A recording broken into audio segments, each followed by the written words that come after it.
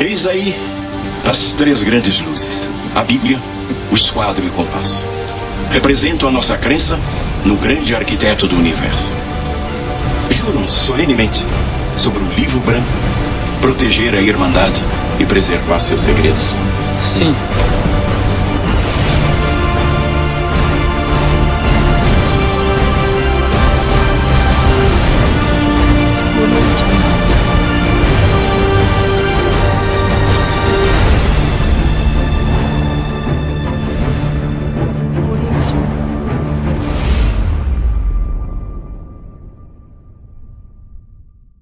Hoje eu queria ver com vocês a respeito de um assunto que tem sido motivo de grande debate dentro da nossa denominação, que é a questão da maçonaria.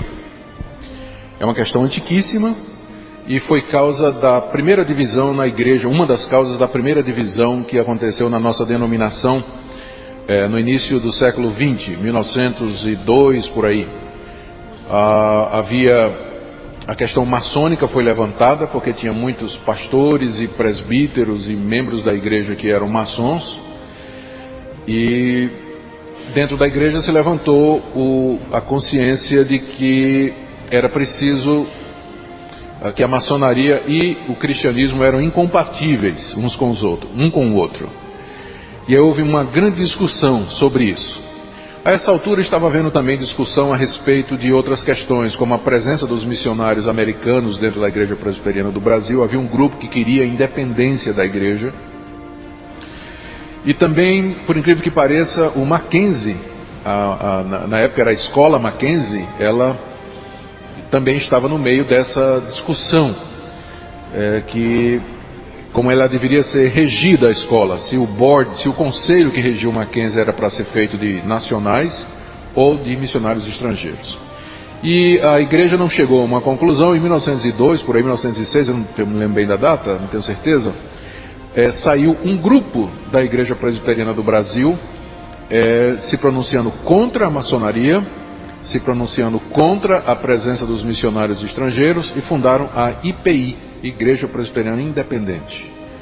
Então hoje a IPI existe por conta dessa divisão, e no que diz respeito à maçonaria, na Constituição da Igreja Presbiteriana Independente, que não é a nossa denominação, está escrito que é proibido, que não aceitará como membro quem for parte de qualquer seita secreta, especialmente da maçonaria.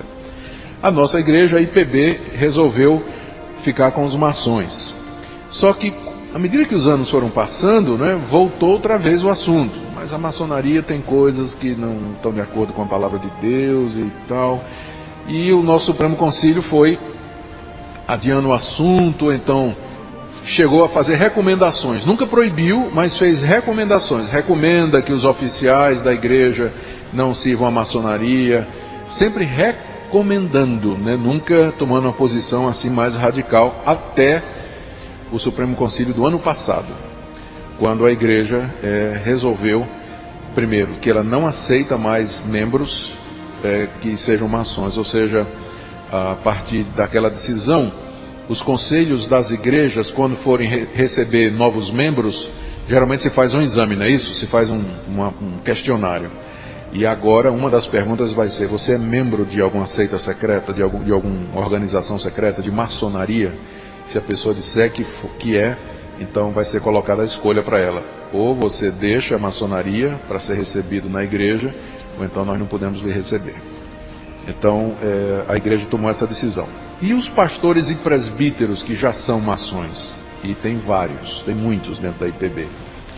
Então o Supremo Concílio resolveu que quando o presbítero que é maçom terminar o mandato dele, ele só pode ser reeleito se ele largar a maçonaria.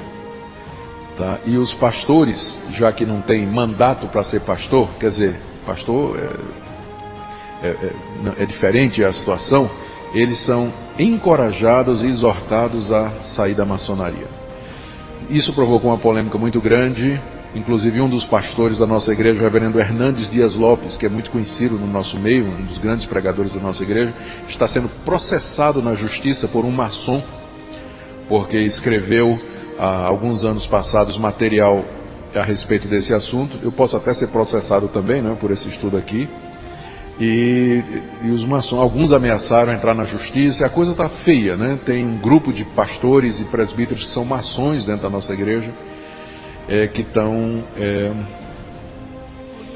alguns se converteram, como o caso daquele pastor que eu contei, né? Mas outros estão assim bem chateados com tudo isso. E eu sei que não é um problema, eu não conheço ninguém maçom aqui na igreja de Santa Amaro, certo? Então, mas como é um problema que afeta a nossa denominação, eu entendo que seria interessante trazer algum esclarecimento, aproveitando a nossa classe, já que é uma classe de atualização, não é? Discussão desses assuntos, para que a gente possa compreender. O assunto não é fácil, é um assunto tremendamente discutido. Os maçons dizem que porque a maçonaria é secreta, quem é de fora não sabe o que é que está dentro, como é que acontece. Aí quando a gente diz então diga o que é que acontece para que a gente não faça um julgamento errado, eles dizem, não, nós não podemos dizer que temos juramento de segredo. Diga, então é muito fácil, vocês dizem que nós não podemos falar porque a gente não conhece. Quando a gente pede então para os que conhecem falar, vocês dizem que não podem. Então fica uma situação insustentável, né? Mas existe publicação, né, a respeito disso. Por exemplo aqui, as fontes de informação. Aqui nós vamos fazer uma análise teológica de algumas crenças e práticas da maçonaria. E de onde é que nós tiramos as nossas informações, já que os maçons geralmente não falam. E quando um ex-maçom fala, aí os maçons dizem, o testemunho dele não vale, porque ele saiu da maçonaria exatamente porque é um maçom ruim. Então o testemunho dele não serve. Então, não é? Onde é que a gente vai pegar informação sobre a maçonaria? Bom, primeiro a gente analisa, eu considerei a própria Bíblia, os símbolos de fé da nossa igreja e as posições de outras denominações presbiterianas sobre o assunto e escritos de membros da maçonaria. E para esse estudo eu consultei o Regulamento Geral do Supremo Conselho do GAL 33 para a República Federativa do Brasil, os Landmarks e Constituição de Anderson, divulgação da Grande Loja de Minas Gerais, Ritual do Aprendiz Maçom, Instruções para o Companheiro Maçom, Regulamento Geral do Supremo Conselho Grau 33 para a República Federativa do Brasil, Ritualística e Procedimentos Maçônicos, e aí outros documentos que qualquer maçom haveria de reconhecer que são documentos oficiais. Então aí não tem como dizer que a gente está imaginando coisa, né?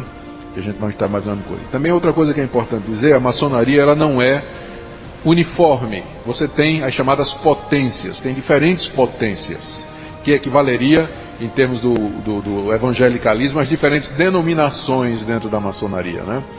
Então essas potências seguem rituais diferentes às vezes, mas todas elas se apegam ao chamado landmark, seria a Bíblia deles, não é? Que eles têm em comum. Então, esse material, embora ele reflita a diversidade da maçonaria, mas muita coisa tem em comum, e a gente pode fazer quase que um estudo em bloco a respeito desse assunto. Muito bem, eu também, nessa análise, eu me baseei na posição e nos relatórios que foram produzidos por igrejas antes de nós, porque esse assunto não é um assunto que preocupa só a Igreja Presbiteriana do Brasil, mas outras igrejas presbiterianas e reformadas, e batistas reformados, e às vezes não reformados, eles têm discutido esse assunto até antes de nós, e já tomaram uma posição. Então eu também peguei essas posições e essas análises para a gente ter uma coisa firme. Bom, a posição de outras denominações. Muitas denominações já examinaram o assunto e têm uma posição firmada. Elas levantam muitas preocupações relativas à maçonaria.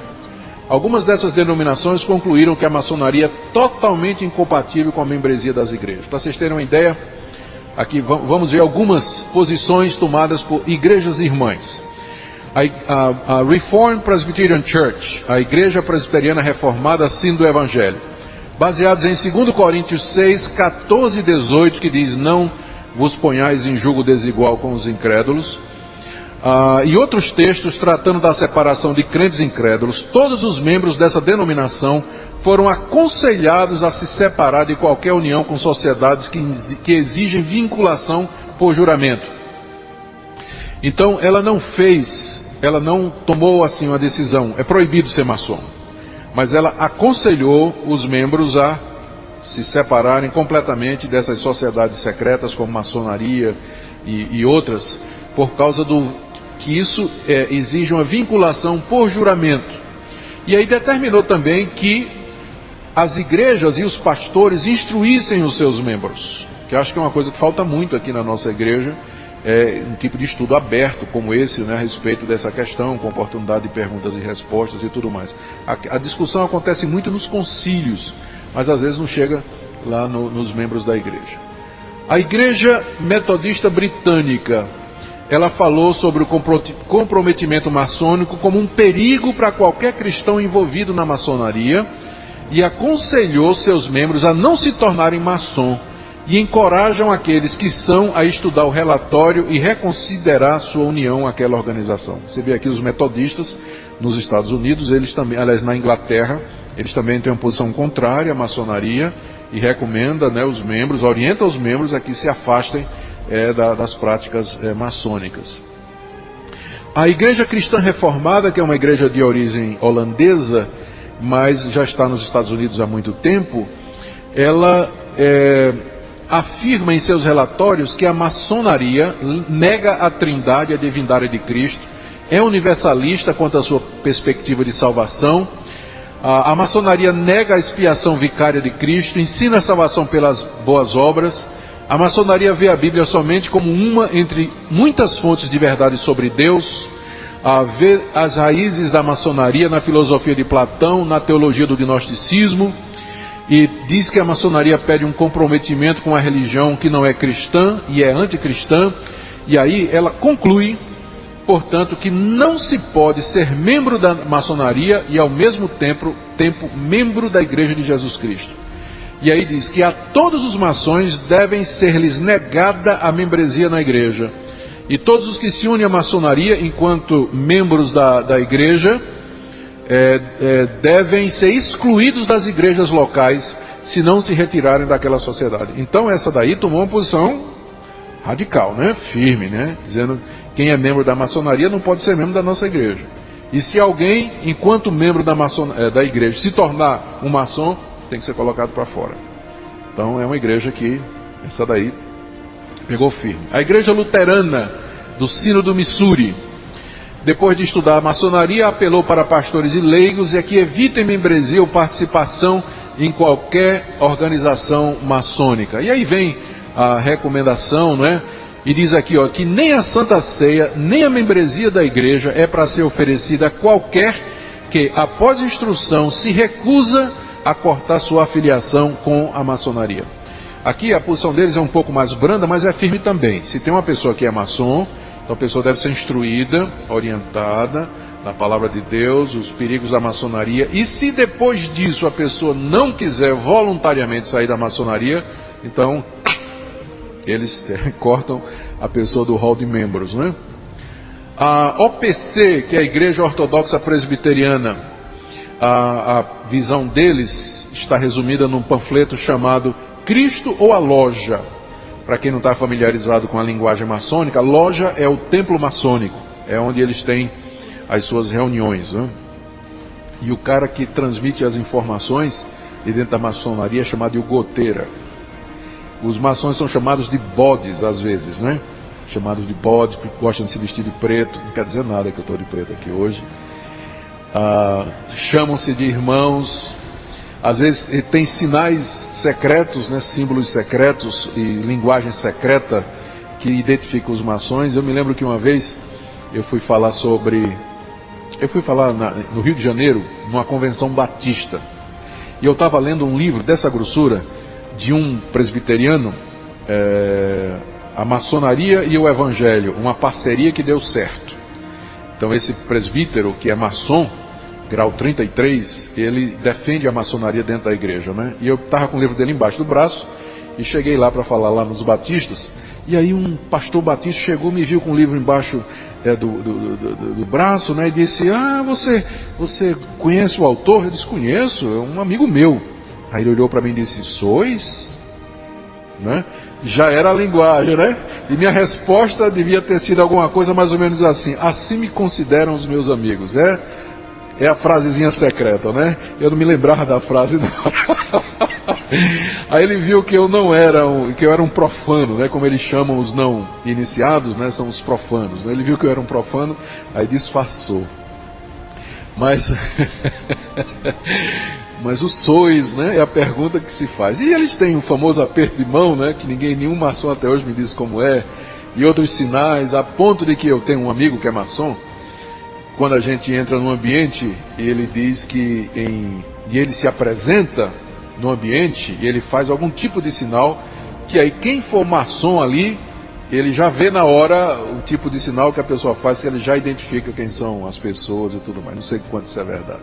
Ele pode ser um goteira, né? Um cara que está transmitindo a goteiragem, a informação de dentro. Bom, aqui a Igreja Presbiteriana, ela declarou a incompatibilidade entre o cristianismo e a loja maçônica, mas não examinou quais seriam as implicações da dupla membresia.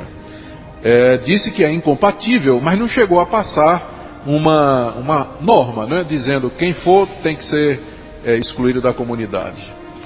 A Igreja Presbiteriana da América, ela recomenda a todos os cristãos que são maçons a que reconsiderem sua afiliação à loja e que abandonem.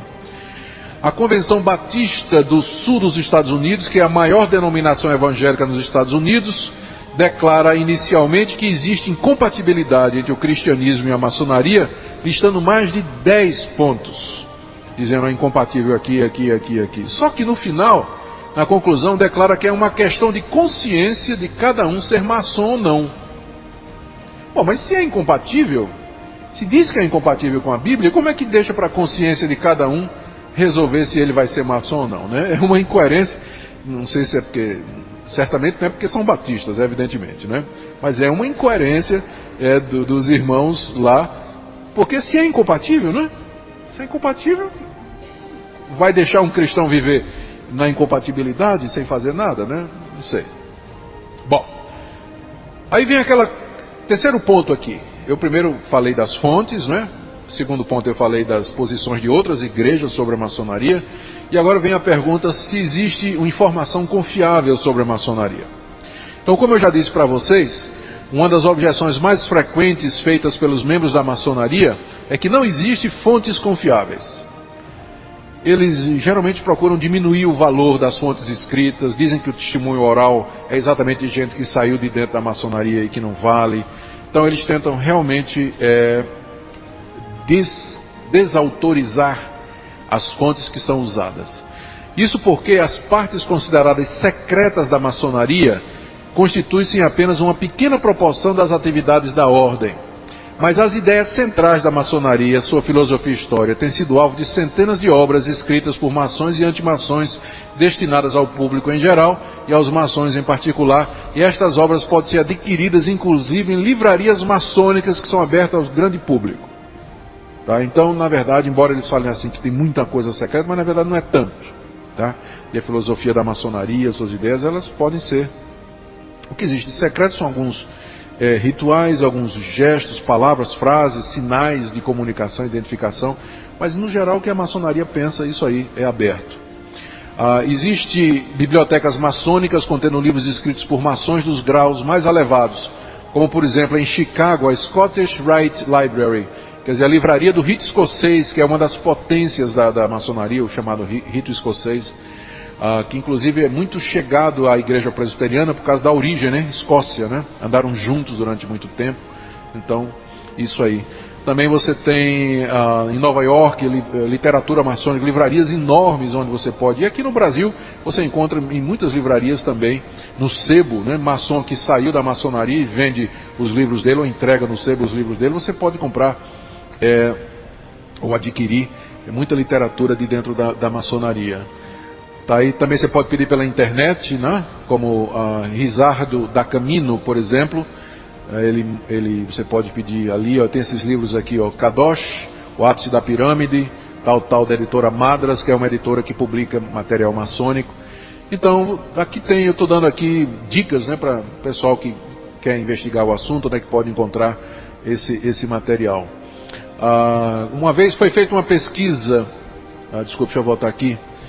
Foi feita uma pesquisa pelo John Ankerberg, que é um apresentador de programas, é um entrevistador de uma televisão cristã nos Estados Unidos. Ele mandou uma carta aos grão-mestres de todas as 50 grandes lojas da América, com a pergunta: como líder maçônico oficial, quais os livros e autores que você recomenda como sendo confiáveis com respeito à maçonaria? Para aí pegar o cara pelo pé, né? Porque aí, bom, vocês disseram que estes são confiáveis, né? E aí teve resposta assim, ó. 25 lojas responderam: a Enciclopédia Maçônica do Coils, os Construtores de Newton e a Enciclopédia da Maçonaria de Mackay, que são 3 obras clássicas que representam bem o pensamento maçônico, né? Então, existe informação. Por mais que eles dizem que é secreto, que não pode saber, mas tem informação sim, e que pode ser estudada. A conclusão é que há escritores autorizados pela maçonaria e que há uma notável semelhança das ideias expressas por fontes várias.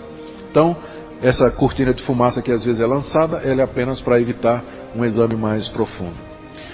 Quarta coisa que eu analisei, aqui não deu, aqui embaixo. Quarto lugar, acusações injustas e improcedentes contra a maçonaria.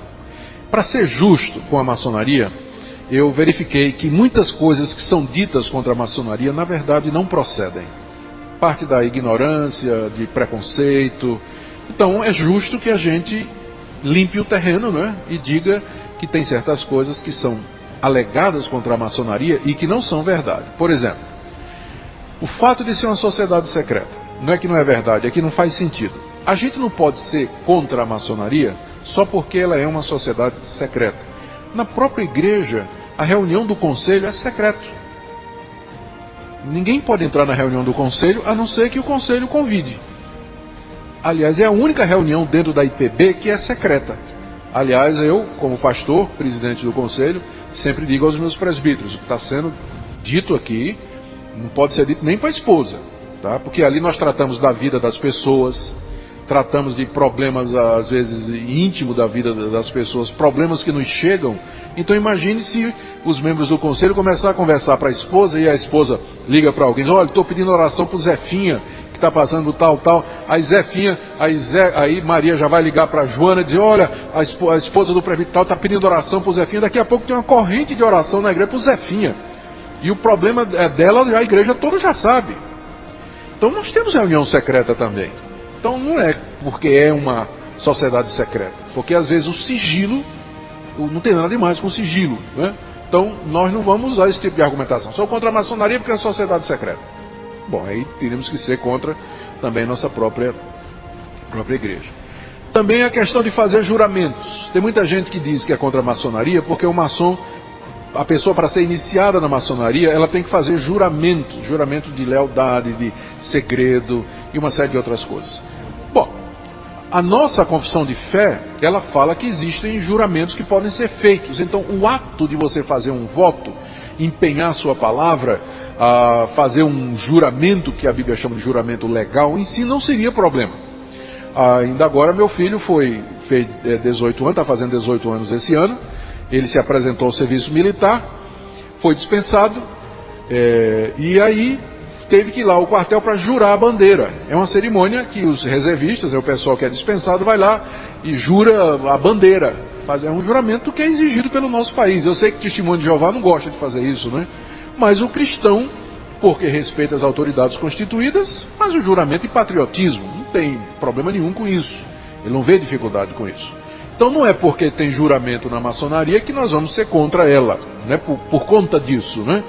Não é por conta disso. É claro que se o juramento for por uma coisa ilícita, aí sim, aí já é outra coisa, tá?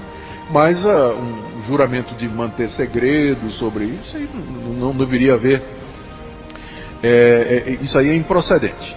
Também alguns dizem que são contra a maçonaria porque, por causa do caráter frívolo e leviano das cerimônias, rituais e objetos usados.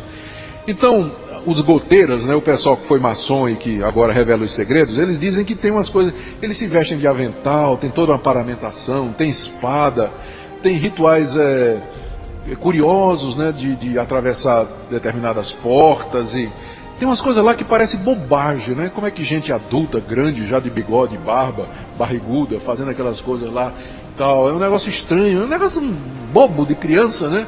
Então eles acham que isso aí é bobagem. Bom, esse tipo de crítica é subjetiva, pois o que pode parecer para alguns pode ser revestido de sentido altamente simbólico.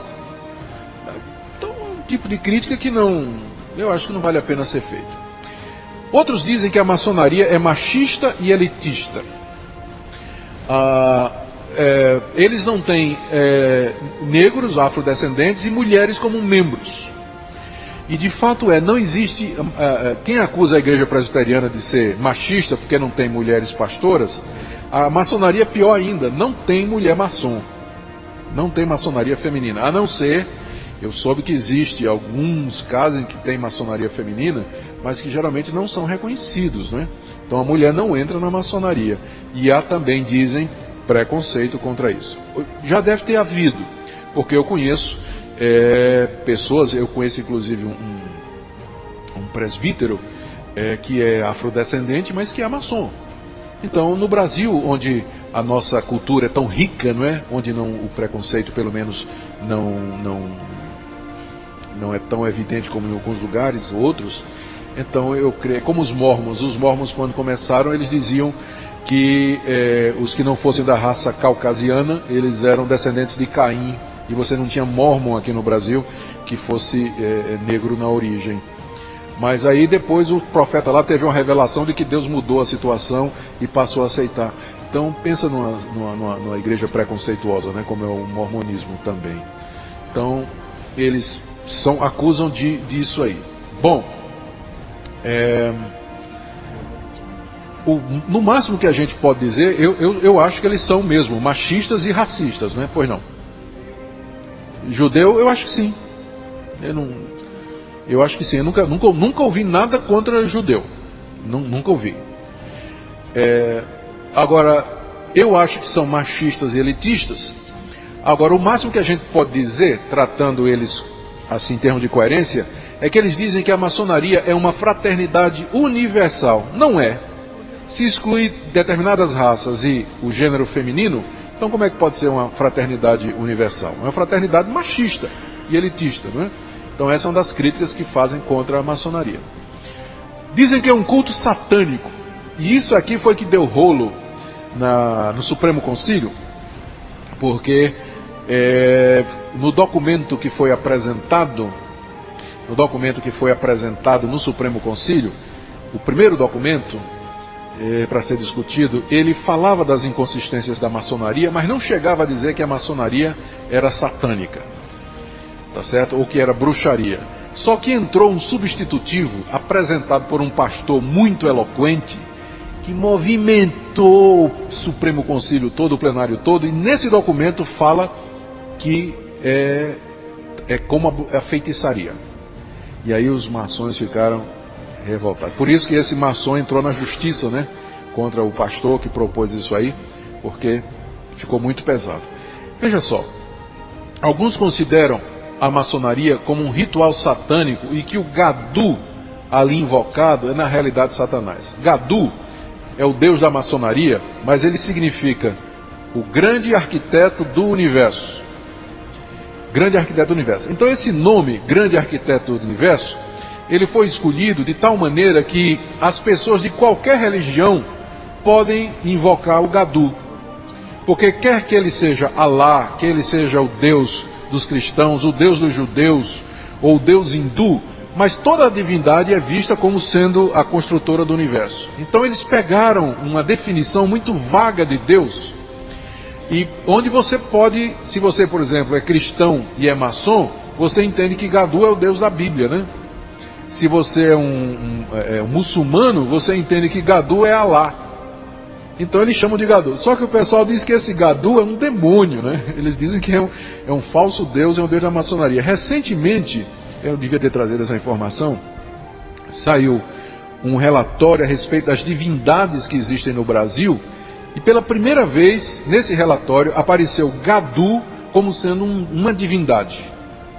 Os maçons, naturalmente, não aceitam, porque eles dizem que maçonaria não é religião. É a maior discussão deles, é dizer que a maçonaria não é uma religião. É uma comunhão, é uma fraternidade que tem fins sociais, filantrópicos, mas não é religião.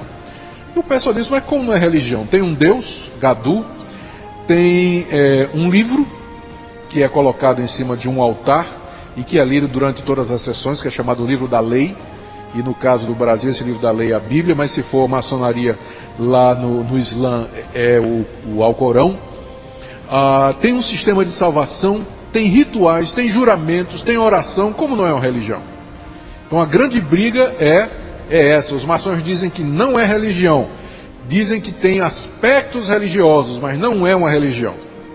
E aí os inimigos dizem, mas é claro que é uma religião, por isso que é incompatível com o cristianismo. O cristão não pode ter duas religiões, não é?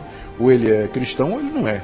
Não pode orar a Gadu e ao Deus de Jesus Cristo. Então, vai por aí.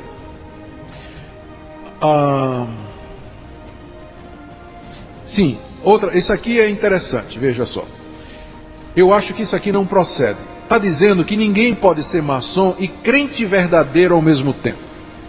Tem gente que diz que os crentes que estão na maçonaria, na verdade eles não são crentes, porque se fossem, eles já teriam saído da maçonaria. Eu não penso assim. Eu acho que podemos ter um crente verdadeiro, que está enganado, porém, está com julgamento sem estar muito correto, e que está na maçonaria. Ele está errado, mas não significa que porque ele é maçom, que ele é um descrente, necessariamente. Eu não creio nisso. Eu conheço gente crente, pelo menos parece ser crente, e que foi maçom ou que é maçom. Ainda ontem estava conversando com um que diz que entrou na maçonaria com 25 anos de idade. É um dos crentes mais firmes que eu conheço, porque tinha um pastor de uma igreja que era maçom e o iniciou na maçonaria, né? Ele frequentou 3 anos até que um dia o pai dele chegou para ele e disse assim: rapaz, larga esse negócio de maçonaria, tu não tem o que fazer na igreja não? Tu vai para essas reuniões na loja, se encontra o maçônico e tudo, por que não trabalha na UPH da igreja? Vai fazer as coisas da igreja, larga esse negócio de maçonaria. E ele largou desde 1970 e poucos a maçonaria, mas ele era crente verdadeiro, apenas não sabia, não entendeu, não viu e assim por diante. Então, essas são algumas coisas que eu queria dizer a começo. Alguma pergunta aqui? Alguma dúvida? Por favor.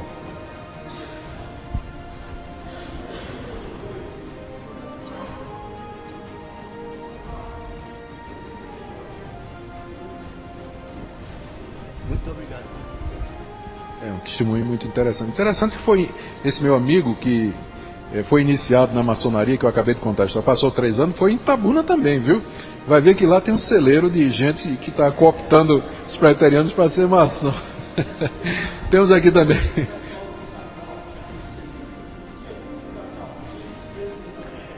Porque lá era uma região de riqueza, né?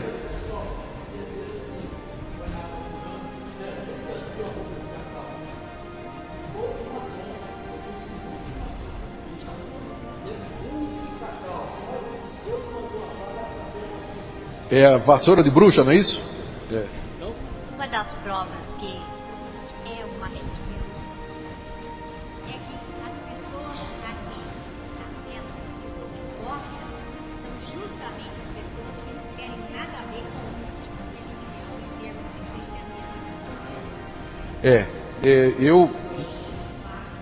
Exatamente. Eu conheço vários maçons. E meu conhecimento é limitado e eu não posso generalizar, mas dos maçons que eu conheço, eu não conheço nenhum que seja profundo na escritura, na Bíblia, no conhecimento da teologia. Geralmente são pessoas mais pragmáticas, mais práticas, assim. Agora, eu não conheço todo mundo que é maçom. Sei que teve pastores de grande nome, né, na igreja e que foram maçons. Por exemplo, nós cantamos hinos, esse é um argumento que é usado até quando o pessoal diz, se a gente excomungar os maçons, nós temos que tirar do nosso hinário vários hinos que foram escritos pelo Salomão Ginsburg, que era um batista missionário e inólogo. Escreveu vários dos hinos, um maçom, escreveu vários dos hinos que nós temos aqui no nosso hinário. Então os maçons estão dizendo, se vocês botam a gente para fora da igreja, sejam coerentes e tiram também esses hinos do hinário. Eu acho que não deve tirar, né? Porque se Deus usou até uma queixada... Bom, deixa pra lá. Ainda no ponto ali do culto satânico e com relação a Gadu, eu já ouvi um argumento, eu li um livro uma vez, chamado Maçonaria, O Outro Lado da Luz, muito famoso, por sinal, que dizia que o argumento de que era um culto satânico era justamente porque o grande arquiteto do universo, ou seja, de que ele seria, esse termo seria uma blasfêmia em si mesmo, pelo fato de que assume-se que Deus era o arquiteto do universo e não o criador do universo, ou seja, assume-se que existia uma obra prévia e que Deus trabalhou nessa obra, né? Queria saber se isso procede. Eu acho que quando eles falam grande arquiteto, eles querem dizer o criador mesmo. É a pessoa que fez do nada. Pelo menos é o que os maçons cristãos dizem. Quando eles estão discutindo comigo, eles dizem, não, mas o Deus lá que eu adoro na maçonaria é o meu Deus, é o Deus da Bíblia, que fez o mundo e tudo que neles há. Não estou adorando outro Deus. Então eles... Porque é tão vago, né? Deixa eu passar aqui também para o senhor. Vamos pedir que os irmãos sejam breves, que eu tenho que concluir. Sim, bem breve. Eu sou da igreja presbiteriana, a primeira igreja presbiteriana de Limeira, e eu casei em 79 em São Bernardo do Campo. E o pastor que fez o meu casamento também era maçom. Depois a igreja, eles descobriram e estava acabando o mandato dele. Mas o casamento valeu ou não valeu? Só Deus sabe. Eu casei de novo, né? Então, essa é outra esposa, né? Eu casei novamente, minha esposa faleceu, né? Fiquei viúvo muito tempo, mas Deus fez a completa. Essa região aqui do interior de São Paulo, Limeira, São Bernardo, mas aproveitando o que o senhor falou, essa região aqui do interior de São Paulo, de Sorocaba, aquela região toda por ali, é onde tem a maior concentração. Lá tem uma igreja presbiteriana, em Sorocaba, que o conselho todo é de maçom, o conselho e o pastor. Muito bem, olha aí, então. É maçom também, não é? Vou dar a palavra aqui. Quando eu estava fazendo faculdade, eu comecei a ter essa curiosidade também de entender o que é maçonaria. Aí eu lembro que na biblioteca lá do Mackenzie tem um monte de livros lá de maçonaria. Eu comecei a ler vários. E falavam todos muito sobre ética, né? Que eram livros normalmente alemães traduzidos para o português. De ética, dessa questão do arquiteto. Mas assim, dava a entender que era uma busca da verdade. Eles tentavam estudar todas as religiões e buscar a verdade ali, o que é bom daquilo e tal. Eu conheci vários maçons, ex-maçons, que se tornaram cristãos. E eles ficavam assim muito alegres quando eles entendiam o evangelho, quando eles se encontravam com Deus, né? Com Jesus. E eu não entendo na minha cabeça como é que uma pessoa que conhece Jesus precisa de ir na maçonaria. Porque eu entendo que na maçonaria é uma busca, é uma curiosidade, uma especulação. E o cristianismo te dá essas respostas, né? Então eu não entendo por que... É interessante que um dos rituais, eu não sei a que nível se não me engano é já o aprendiz, faz parte do ritual, que quando a pessoa que está sendo iniciada, ela vai entrando, e aí então o venerável da loja pergunta, a que viestes, ou o que é que desejas? Aí ele diz, eu estou vindo das trevas à procura da luz. Faz parte do ritual. Eu não sei a que nível, eu acho que é do aprendiz. Seu Jorge.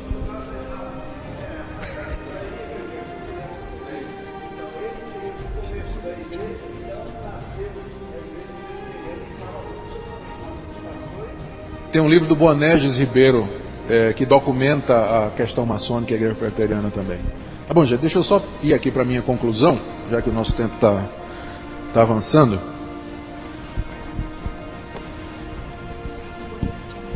Agora eu não sei se é igreja ou Leandro, deve ser igreja. Ih! Qual é a senha? É a senha mais secreta que existe no mundo. É maçônica. Senha maçônica. Gente, deixa eu pular aqui.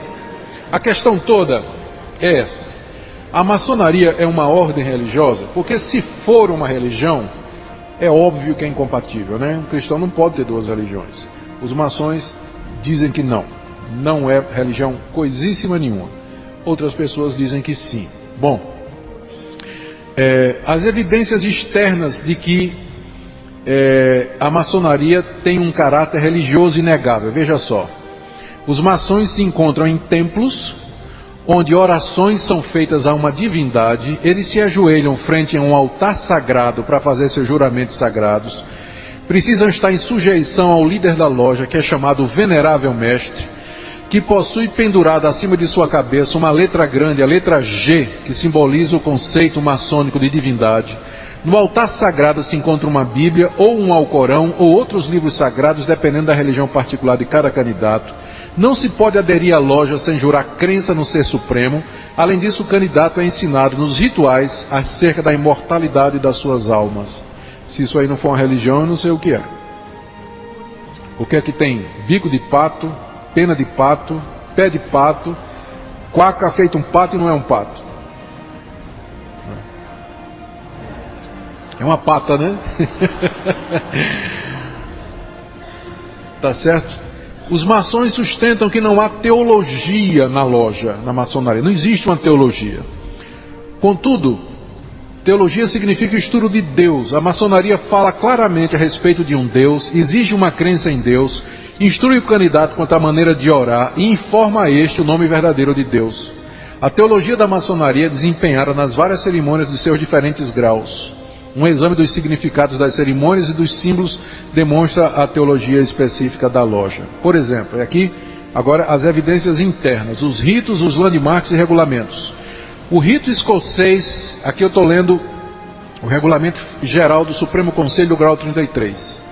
O rito escocês antigo e aceito se compõe de 33 graus que em suas diversas séries desenvolvem sucessivamente as doutrinas e a filosofia da maçonaria, constituindo-se assim em uma escola de ética, que foi o que o irmão falou, cujo programa é cultuar a Deus e cultivar a espiritualidade.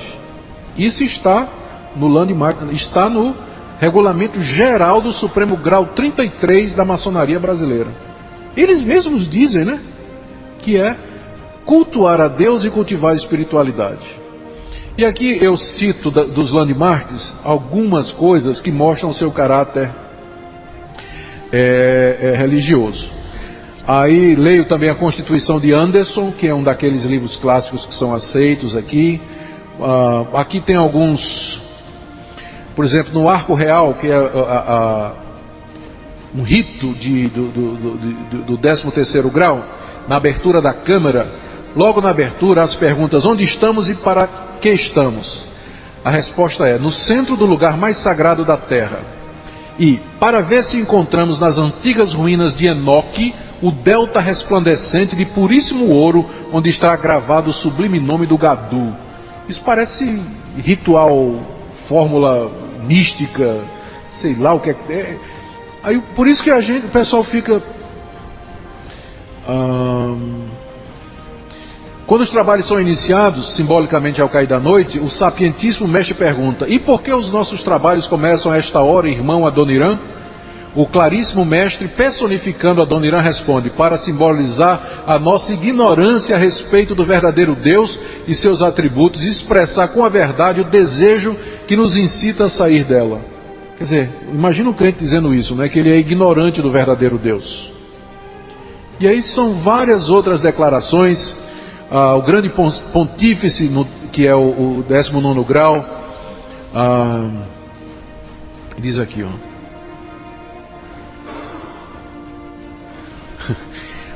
três vezes o poderoso mestre é informado que batem à porta do conselho. Quem é o temerário que pretende adentrar esta câmara, cujo fulgor divino cega o que se atreve a suportar sua luz? Aí o introdutor informa, dizendo: é o nosso fiel e veraz irmão, grande introdutor, que apresenta fulano. Isso aqui é um ritual de iniciação, né? Que apresenta fulano que esteve sepultado nas trevas do obscurantismo. Imagina um cristão passando por um ritual desse, né? Quer dizer, e por aí vai. São várias. Eu peguei declarações de autoridades maçônicas dizendo que é religião mesmo. São várias outros materiais maçônicos que falam também, meu tempo não dá. O que é que a maçonaria ensina? A origem dela está o conceito de Deus. Abaixo, uma transcrição do ritual do 13º grau. Quem é, dizem, o Deus dos judeus?